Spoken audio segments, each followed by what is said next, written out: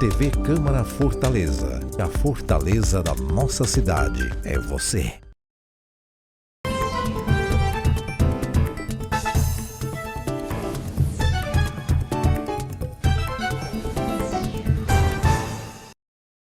Olá, tudo bem? Seja muito bem-vindo a esta edição especial do Plenário da Cidade, que assim como praticamente todo brasileiro, entrou no clima da Copa do Mundo do Catar, um evento esportivo que a cada 4 anos mexe bastante com o coração e as emoções de cada torcedor e atleta. Afinal, trata-se da maior competição do futebol do planeta. E como essa disputa consegue causar nervosismo, euforia ou até mesmo, nós resolvemos discutir todas essas sensações aqui no programa. E para isso convidamos um especialista de ponta, o professor universitário, psicólogo clínico e esportivo, Ricardo Ângelo. Desde já, obrigado pela sua presença, Ricardo, para falar de um assunto tão envolvente como é o futebol, né? Eu que agradeço o convite. E nesse momento a população brasileira como um todo deve estar toda alvoroçada, as emoções à flor da pele, assim como os atletas. Então é interessante, né, esse cuidado que vocês estão tendo com todo esse fenômeno esportivo, para que a gente possa falar um pouquinho numa linguagem acessível a todo mundo e possamos compreender de forma concreta e de uma maneira mais lúcida o que é o fenômeno psicológico dentro do esporte. Agora, Ricardo, a gente percebe que em jogos anteriores, né, da Copa do Mundo, houve registro de pessoas morrendo, infartando, assistindo aos jogos, né? Pessoas que acompanham os jogos ali roendo as unhas, fica aquele nervosismo. Como um esporte desse pode despertar tantas sensações no torcedor, como também nos atletas? A gente tem que entender que o esporte como um todo, nessa perspectiva social, é um depositário de muita esperança para a população brasileira. A gente sabe disso. Não é de hoje, não só o Brasil, mas assim, a humanidade como um todo. Então, o fenômeno esportivo sempre foi muito atraente porque ele agrega algumas características que são quase que universais, que é o mito do herói. Então, normalmente no esporte, o que a gente percebe? Uma luta, uma dedicação, um treinamento, muito sacrifício e à medida que a pessoa vai treinando, vai competindo, ele chega no píncaro. Então, o herói, nesse sentido, ele tem essa perspectiva de um sofrimento, né, de muita doação e, por fim, os louros, né, do pódio da medalha. Então, a população como um todo acaba se identificando com esses fenômenos. Não é à toa que a gente se envolve tanto. Agora, quanto aos torcedores, né? As sensações que isso desperta e os cuidados também que as pessoas devem ter, principalmente os cardíacos, né? Claro, com certeza. O que acontece? Como a gente se envolve, você deposita muita coisa, você transfere as emoções para o atleta. Não é à toa que o esporte ele rende muitos louros e também muito dinheiro envolvido, que as pessoas se identificam e acabam levando para dentro de casa todas as emoções. Então, o que acontece?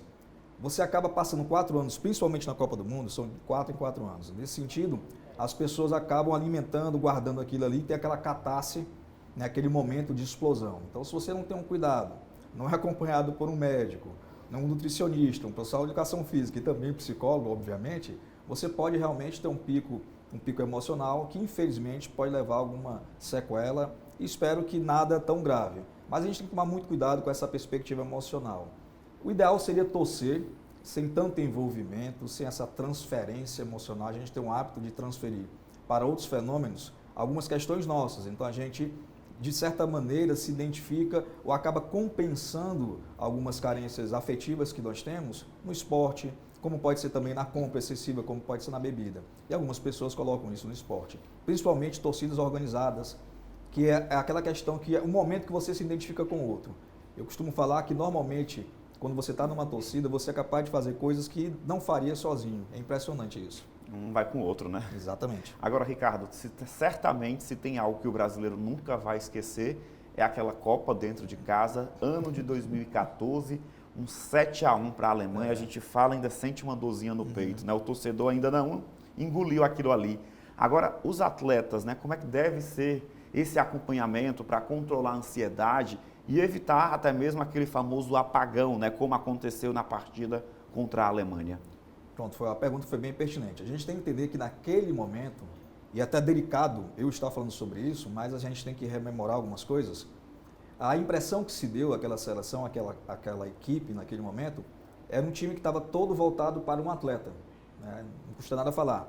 Então era um time que estava todo voltado para a questão do Neymar.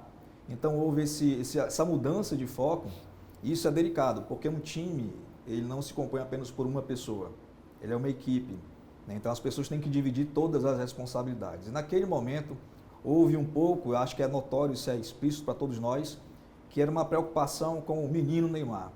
E nós não tínhamos um acompanhamento psicológico de maneira efetiva.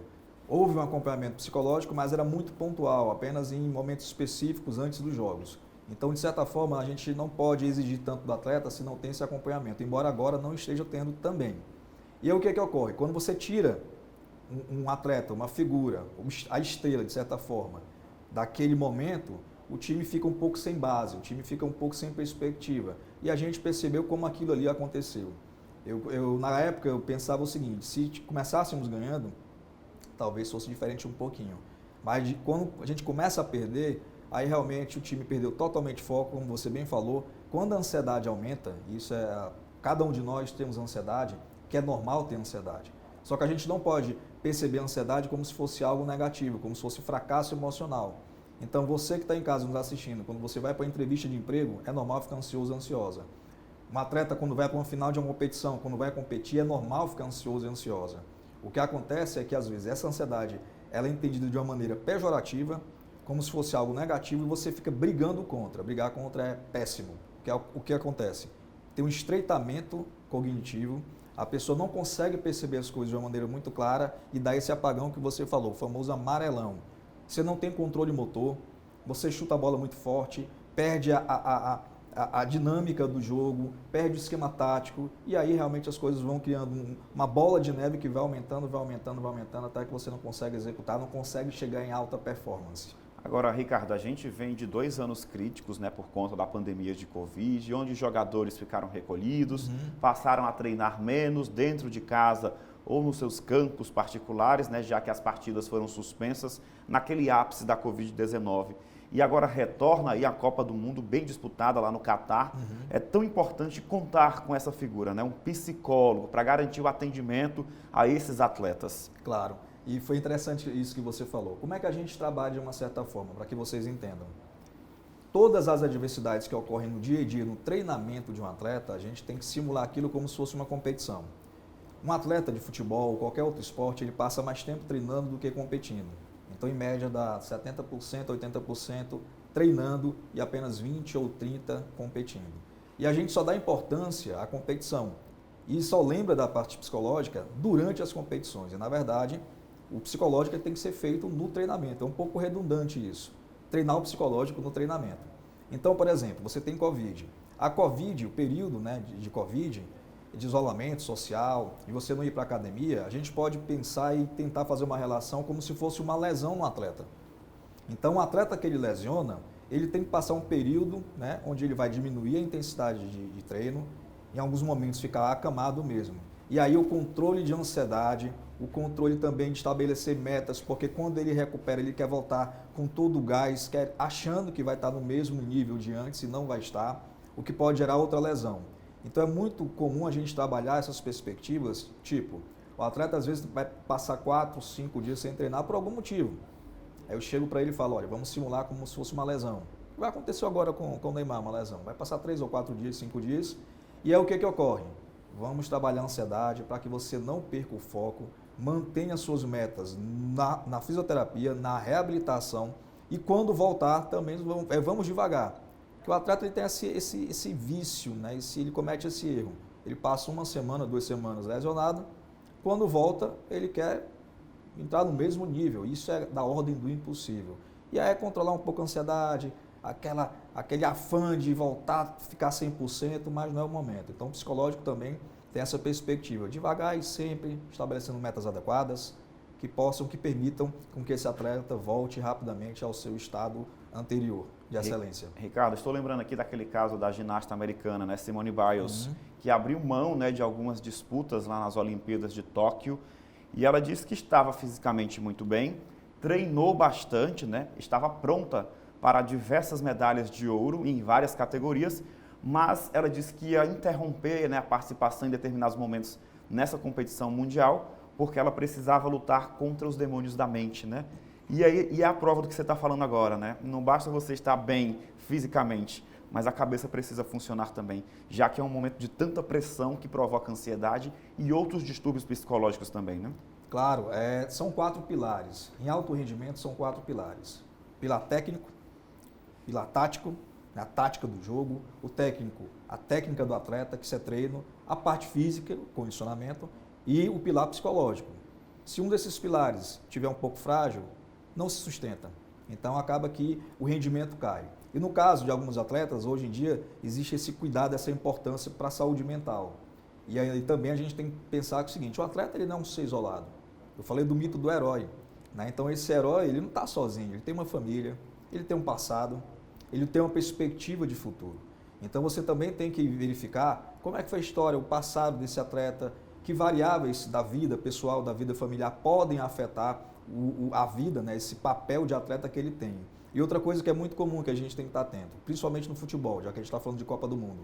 Esses meninos, eles têm uma vida média e expectativa dentro do futebol de 15 a 20 anos atuando em excelência.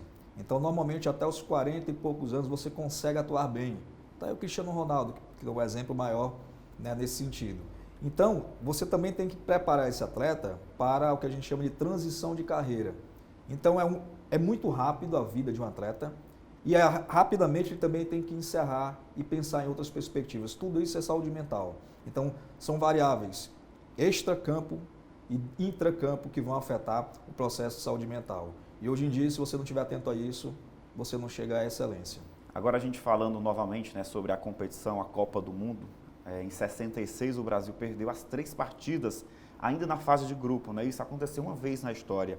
Nesse momento de fase de grupo a gente percebe que a tranquilidade ainda flui um pouquinho, mas quando chega o famoso mata-mata, e é aí que o bicho pega, né? Pronto, você foi feliz na colocação. Eu comentando na sala de aula sobre isso. Nós só poderemos identificar realmente se o Brasil está ou não capacitado com um bom trabalho psicológico, realmente na hora do mata-mata. Na hora que ele começar a pegar times mais eficientes, que entendam o esquema tático, porque à medida que a competição evolui, você vai entendendo um pouquinho do esquema tático. Eu sei que o nosso técnico, treinador, tem cartas na manga, tem peças no tabuleiro que são também tão eficientes quanto os reservas são tão eficientes quanto os titulares. No entanto, como você bem disse, chegando oitavas, quartas e semi, espero que a gente vá até a final, né? Aí que realmente vamos tentar perceber como é que cada atleta vai externalizar o seu aspecto psicológico. Nesse momento, né, de fase de grupo, o que é interessante é que a gente está conseguindo, pelo menos nesse primeiro momento, identificar que o time está coeso, por alguns aspectos. Primeiro, você está percebendo que não existe uma figura central. Você não pode centralizar em nenhum momento uma figura de um atleta especificamente falando. No caso, até então, sempre foi o Neymar. Agora você tem outras peças. Você tem o Richard, você tem o Vini, você tem muita gente ali que também está surgindo como protagonista. Uma coisa bem interessante também que eu percebi nesse time, essa divisão, essa descentralização, a própria postura do técnico após o último jogo. Não sei se vocês notaram. A entrevista foi ele e o auxiliar. Então, basicamente, o que é que ele está falando? Ele está passando para o time dele, olha, todo mundo aqui está em pé de igualdade, a gente está dividindo responsabilidades.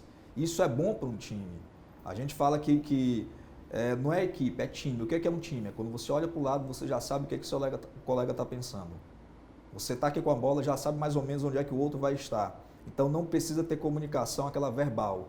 Uma comunicação não verbal que faz com que todo mundo realmente consiga se encaixar o ritmo e fluir de uma maneira dinâmica e bem natural. E a gente conseguiu ver isso no segundo tempo, até porque alguns puxando a responsabilidade para si, isso foi muito bacana. Momentaneamente, eu estou um pouco contente, né, com esse panorama que a gente está percebendo, mas o mata-mata é que é onde a gente realmente vai perceber como é que a coisa vai ficar. Nessa primeira fase, a gente percebe que até as brincadeiras tomam conta da internet, né? Já tivemos algumas zebras lá no Catar, a Argentina surpreendentemente perdendo para a Arábia Saudita. No outro dia, o Sheik já determinou, é feriado porque vencemos a Argentina. Tivemos o Japão surpreendendo e a gente ficou com aquela pulguinha atrás da orelha. Será que o Brasil também não vai ganhar da Sérvia? O segundo tempo, a gente percebe que foi completamente diferente. Modificações foram feitas e por isso é tão importante essa análise técnica, conhecer os nossos atletas, para que essas modificações possam ser feitas ainda em curso, ainda o jogo rolando lá no campo? Claro, claro. E foi bom a tua colocação. O que a gente, pegando a Argentina, no caso da Argentina, eu trabalho com atleta também de futebol e normalmente eu falo o seguinte, olha, você tem sua habilidade, você tem sua técnica, sua tática, sua parte física, sua parte psicológica, mas você tem que, acima de tudo, saber qual é o esquema tático do teu técnico e seguir à risca o que está sendo orientado. Se você faz isso, essa responsabilidade ela é dividida. E a gente notou ali na Arábia Saudita, eles mantiveram esquema tático do começo ao fim. O brasileiro como um todo, em vários esportes, a gente tem um grande defeito. Quando a gente está ganhando, a gente relaxa, fica no oba-oba, né? Quando a gente está perdendo, se desespera. Só que o aspecto psicológico, quando ele é bem trabalhado, você perdendo ou ganhando, você vai manter a mesma pegada, do início ao fim. Se você está preparado para um esquema tático X, você tem que ir até o final, ganhando ou perdendo. E a gente percebeu isso nitidamente na Arábia Saudita.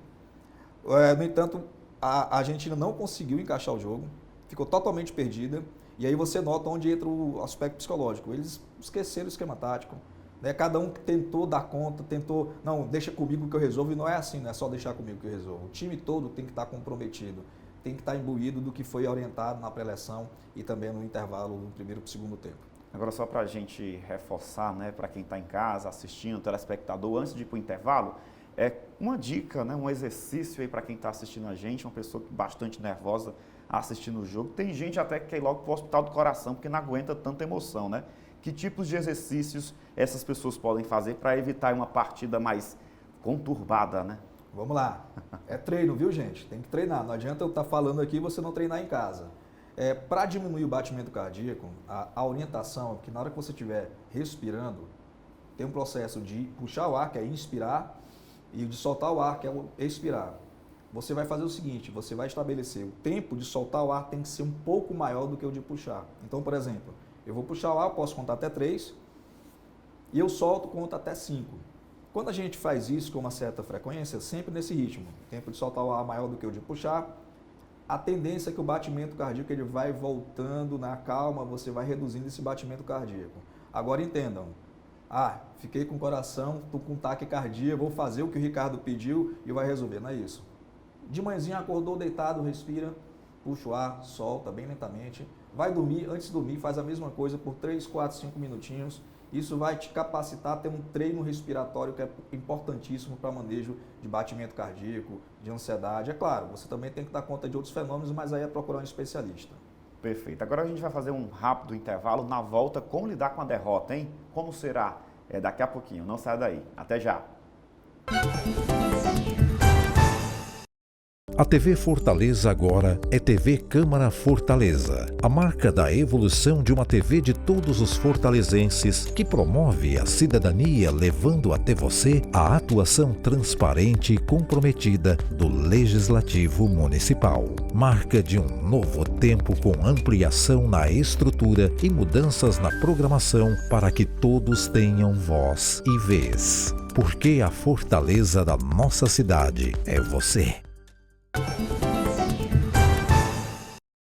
Plenário da Cidade de volta, que bom ter a sua audiência e a sua companhia. Hoje aqui no programa, a nossa conversa é no clima de Copa do Mundo do Catar. Estamos repercutindo as questões psicológicas que envolvem uma competição esportiva como esta. Conosco aqui no estúdio, o professor universitário, psicólogo, clínico e esportivo, Ricardo Ângelo. Ricardo, assim como no esporte, lidar com a derrota não é nada fácil, né? Qual o primeiro caminho aí para quem acabou enfrentando uma derrota no meio do caminho? Pronto, bacana. Mas assim, antes da gente continuar responder um pouco ao teu questionamento, a gente tem que entender que existem emoções positivas e negativas, tanto nas vitórias quanto nas derrotas, para a gente deixar muito claro. Então, tentar aqui dar um exemplo muito simples. Você tem atleta que ganha com uma certa regularidade. Ele pode ter emoções positivas e negativas. Quais seriam as positivas? São aquelas emoções que fazem com que esse atleta continue focado, continue treinando, continue colocando metas para que ele cresça sempre. Negativas. Eu sou o bonzão, eu posso tudo, não preciso treinar, eu tenho um dom. Então acaba que esse atleta pode também subestimar os adversários, ele deixa de se dedicar tanto e aí ele começa a médio e longo prazo, obviamente, ter um pouco de fracasso, de derrotas nessas perspectivas de jogo. No caso da derrota, nós temos também emoções negativas e positivas. Quais seriam as negativas? Medo de competir, abandonar o esporte, ser subserviente ou então tipo conformado, não, estou acostumado, eu perco sempre. O que faz naturalmente com que esse atleta sempre tenha resultados péssimos e ruins, ele não evolui. Quais seriam as emoções positivas mesmo perdendo? Por que eu estou perdendo? O que está faltando para eu poder crescer? Aí ele consegue ter uma análise crítica razoável e coerente e realista. Poxa, está faltando treino. Então ele estabelece uma meta para que ele possa evoluir sempre. Ele vai se dedicar um pouco mais. Então você consegue, mesmo na derrota, tirar um pouco, né, dessa resiliência, dessa perseverança do atleta para que ele continue, independente da vitória ou da derrota. Então o segredo é estabelecer metas, parar um pouquinho, esfriar a cabeça, ver o que pode estar atrapalhando. Às vezes é um sono, uma alimentação, o próprio treino, o próprio ritmo de treino, uma valência física. E você vai estabelecendo metas, trabalhando atenção, trabalhando concentração, para que ele fique focado ali. E normalmente, quando ele perde, o que acontece? Ele vai sempre jogar lembrando do passado. Isso é péssimo. A gente tem que estar focado no momento presente. Eu sei que isso é meio brega, é redundante um pouquinho, mas para ter excelência eu tenho que estar focado no que eu executo. E aí, se ele ficar sempre lembrando das derrotas, ele não vai evoluir. Vai sempre gerar, tipo, como se fosse inconscientemente, processos de comportamentais que farão com que esses erros sempre aumentem e tenham uma certa frequência. Agora, quando perceber, né, quais sinais indicam aí que a frustração por uma derrota já mostra aí que pode ser um problema, né? E quando procurar essa ajuda? Pronto. Normalmente o que acontece? Aquilo que eu falei. Não quer ir mais para treino, relaxa na alimentação, ele fica mais ansioso, então ele vai compensar tentar ficar menos ansioso com outras atividades. Normalmente ele pode passar a beber, ele pode passar a comer mais. O treino não fica tão agradável, porque eu digo o seguinte, mesmo no treinamento excessivo e intensivo, ao final de um treino, o atleta tem prazer. É o que eu chamo de experiência autotélica. O que é experiência autotélica? É quando eu faço alguma coisa, ganhando ou perdendo, eu me sinto bem em estar ali naquela situação. Então, se um atleta vai para treino chateado, com raiva, triste, tem alguma coisa errada. Provavelmente isso ocorre devido às derrotas sucessivas. Então, a gente tem que começar a pensar um pouquinho sobre isso. Na hora que ele estiver competindo, a ansiedade aumentada, na noite anterior à competição, perde o foco, não consegue dormir direito, choro com uma certa frequência, desmotivação. Então, todos esses fenômenos emocionais e psicológicos que eu estou colocando aqui indicam que tem alguma coisa errada. É interessante procurar um profissional para trabalhar. Agora, a grande questão é que, normalmente, o atleta ele só pensa nisso, só lembra nisso nessas situações mais críticas. E, na verdade, um trabalho psicológico ele é para ser feito continuamente. É um treino, lembre-se daquilo que eu falei no primeiro bloco. É um treino, 80% do tempo de um atleta é dedicado ao treinamento. Então, o treinamento psicológico tem que ser feito no treino mesmo, não só na competição. Aí sim você tem uma efetividade da intervenção psicológica. Agora, quando procurar esse profissional, né, você deve observar o fator de credenciamento, né, um conselho, uma pessoa que estudou para aquilo, nada de confiar aí em orientações da internet. Né? Bom, bem lembrado. Todos os conselhos de psicologia têm um conselho regional de psicologia. Então é interessante que você busque nos conselhos quais são os profissionais formados em psicologia que têm realmente a especialização naquela área.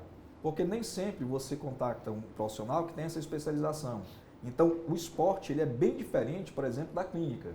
Eu trabalho com clínica, mas com o atleta é bem diferente. Você vai pegar aspectos como ansiedade, atenção, concentração, estabelecimento de metas, teorias motivacionais que vão ajudar esse atleta no seu dia a dia, né? Autorregulação emocional, você trabalha esse manejo, né, de autorregulação para que ele consiga entrar no estado ótimo de desempenho ideal, que a gente chama, que é o estado ótimo de ativação, e é uma linguagem bem diferente do que a gente está habituado a ouvir na psicologia clínica, por exemplo.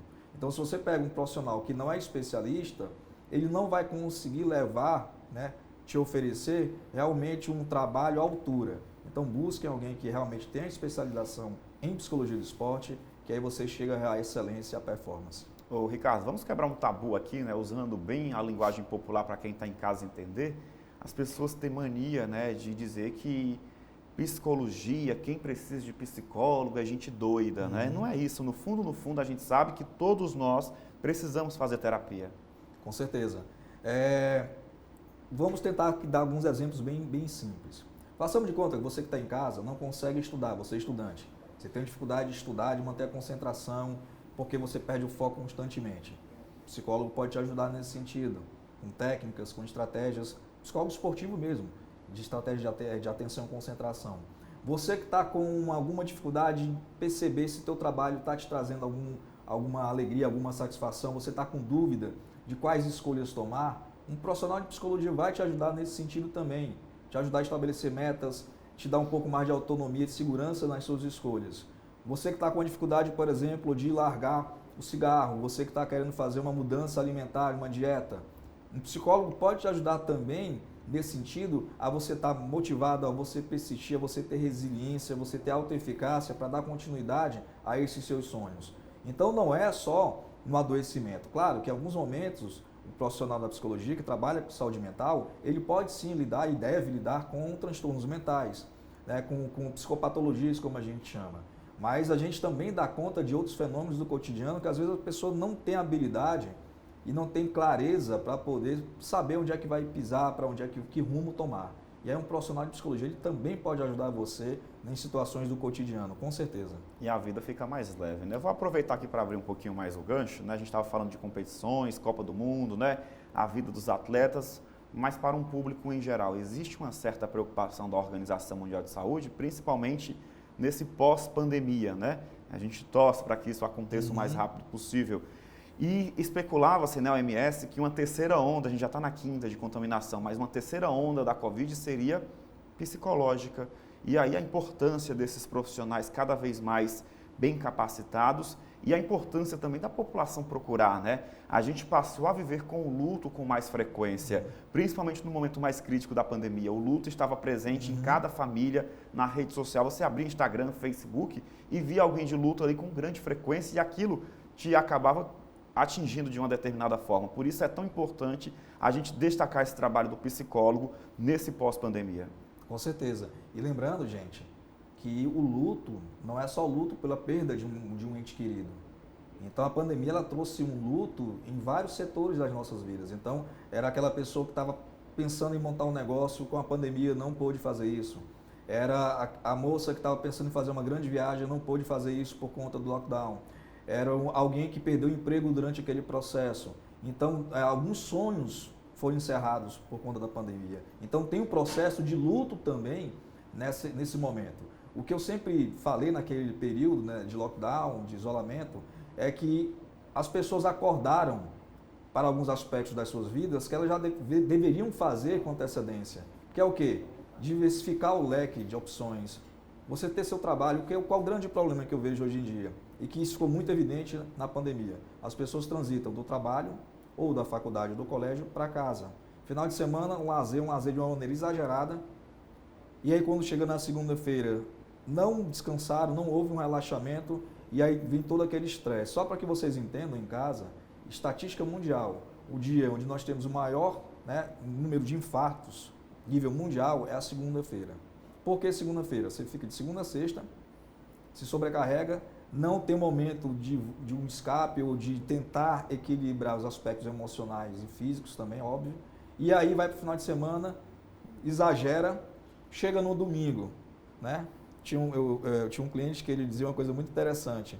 Ele falava assim, Ricardo, a coisa mais que me angustia mais é quando chega no domingo que eu escuto a abertura de um determinado programa de TV.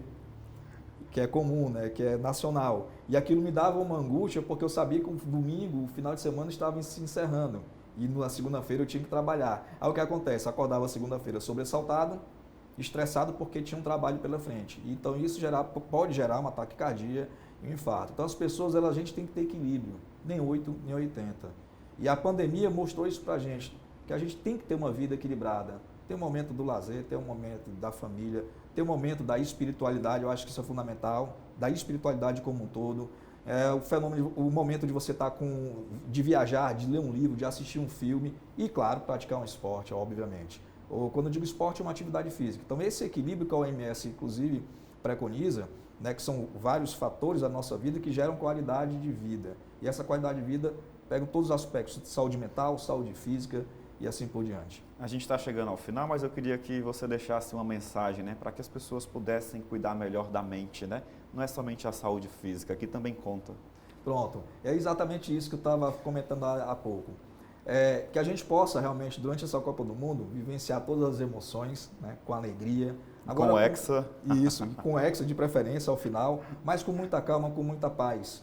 A gente tem que entender que as emoções elas fazem parte das nossas vidas. Agora procurem realmente ter clareza sobre as emoções, o que está por trás de todas as emoções de vocês. Caso precisem de um acompanhamento, procurem um profissional de psicologia. Como eu falei, tudo é uma questão de equilíbrio. Eu tenho uma palavra que eu sempre oriento para os meus clientes, que é um acróstico, é a palavra viver. Então, o primeiro V da palavra viver tenham emoções positivas, né? O positivo, o Vzinho, né? Tenham emoções positivas, busquem emoções positivas. O I é de sentido, a palavra I na palavra sentido, que a vida de vocês tem um sentido para alguma coisa. O outro V é relações positivas, se vinculem a pessoas que vão agregar alguma coisa para vocês. O E de engajamento. O que é engajamento? Está focado no que você faz. Se você estiver trabalhando, foca no seu trabalho. Se você estiver no seu lazer, foco no seu lazer. Se você estiver com a sua família, foco na sua família. Se você estiver estudando, foco no seu estudo. É normal vir um pensamento, mas você para, não, vou voltar para cá, o que eu estou realizando. E a última letra, que é o R, que é de realização. Procurem ter realizações nas vidas de vocês. Não precisa ser algo muito pomposo. Pequenas realizações. Um amanhecer, tomar uma água de coco, conversar com seu filho, com a sua filha, namorar, se divertir com os amigos. São realizações. E também, claro, realizações no trabalho, na vida espiritual e assim por diante. Então, vivam, é viver. Isso que a gente tem que levar adiante. É preciso saber viver, já tem aquela música, né, Ricardo? Muito obrigado pela sua participação, por esse bate-papo tão descontraído, né, de um assunto tão importante que é a cabeça, né, a saúde mental. Eu que agradeço. Um abraço, gente. E o Plenário da Cidade Especial conversou hoje com o professor universitário, psicólogo clínico e esportivo Ricardo Ângelo.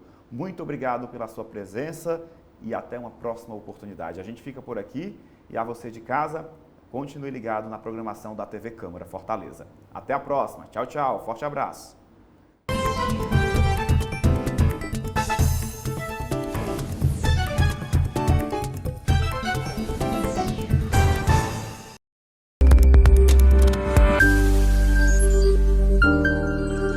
TV Câmara Fortaleza. A fortaleza da nossa cidade é você.